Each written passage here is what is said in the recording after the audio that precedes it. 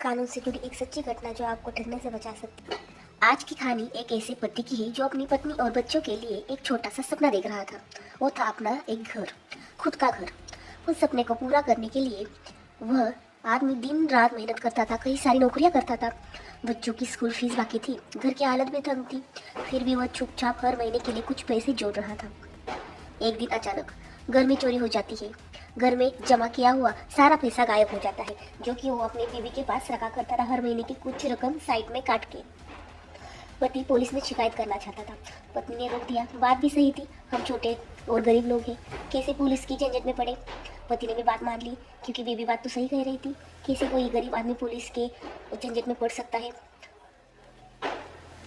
कुछ दिन ऐसे ही चले गए। बीवी ने फिर अपने पति को कहा कि मेरे वो गहने नहीं मिल रहे जो तुम्हारी माँ ने मुझे शादी में पहनाए थे। पति फिर से परेशान, सारा घर उलट पुलट कर दिया, गहना कहीं भी नहीं मिला। आखिर में पति ने कहा कि चलो इस बार तो पुलिस कंप्लेंट कर देती।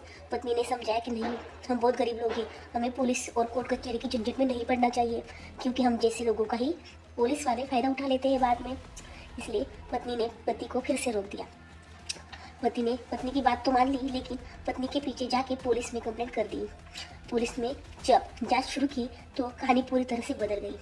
पैसों की आवाज़ें आई, मोबाइल कॉल्स डिटेल और गवाहों के बयानों से एक सच्चाई सामने आई। पत्नी ने अपने ही प्रेमी के संग मिलकर एक चोरियां खुद ने रची थी। वह प्रेमी पहले से ही विवाहित था। पत्नी का मकसद साफ था, पति की मेहनत की कमाई से प्रेमी के लिए घर अलग दिलवाना था। क्योंकि प्रेमी भी शादीशुदा था, वो दोनों भी भाग के शादी नहीं कर सकते थे, क्योंकि प्रेमी के भी बच्चे थे। इसलिए उसने अपने पति ने कमाया हुआ एक एक रुपया जमा किया और अपने प्रेमी को दे दिया और पति को कह दिया कि चोरी हो गई है। अब पुलिस भी परेशानी में, क्या करना है भाई, लिखवानी या नहीं कंप्लेंट अपने पत्नी के खिलाफ, क्योंकि पत्नी तो रंगे हाथ मिल गई है।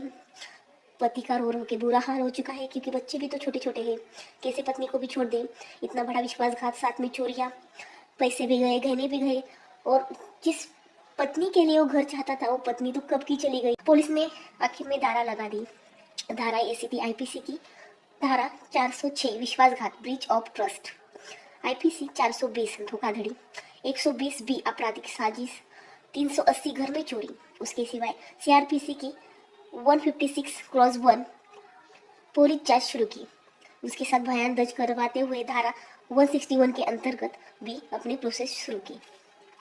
इससे एक ही बात पता चलती है, कानून सिर्फ भरोसे पर नहीं, सच और सबूत पे चलता है।